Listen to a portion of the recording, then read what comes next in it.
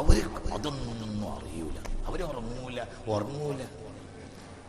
ഉറങ്ങാത്തൊരു കുറച്ചൊന്നുമല്ല കൂട്ടരെ, എത്രയെന്ന നല്ല വേറും തൊഴുതൊരുവാലെ പതിറ്റാണ്ടോളം സുബ്ഹ് തൊഴുതോവർ.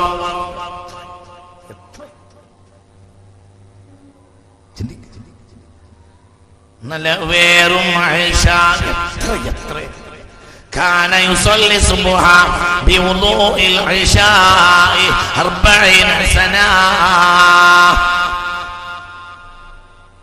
ഇശ നിസ്കരിച്ച വുളു കൊണ്ടാണ് 40 കൊല്ലം സുബ്ഹ് നിസ്കരിച്ചത്. ഗൗസുൽ ആലം മുഹീദ്ദീൻ അബ്ദുൽ ഖാദിർ ജിലാനി ഇശ നിസ്കരിച്ച വുളു കൊണ്ട് സുബ്ഹ് നിസ്കരിച്ചു. കാരണം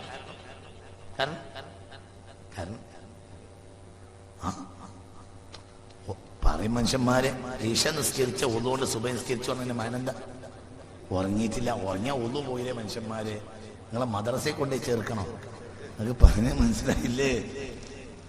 ഉറങ്ങിയാൽ എന്ത് പോയില്ലേ? വുളു പോയില്ലേ? അപ്പൊ എന്തായിട്ടില്ല? ഉറക്കല്ലാത്തിരിക്കൽ മലക്കിയ അവസ്ഥയാണ്. അതിലേക്ക് മനുഷ്യനാണ് കയറുന്നത്. അള്ളാനെ അന്വേഷിക്കാം. തടി ഇവിടെ ഇരിക്കും, എന്നാ തടി ഇവിടെ ഉണ്ടാവില്ല. എന്നാ തടി ഇവിടെ ഉണ്ടാവും, എന്നാ റൂഹ് ഇവിടെ ഉണ്ടാവില്ല.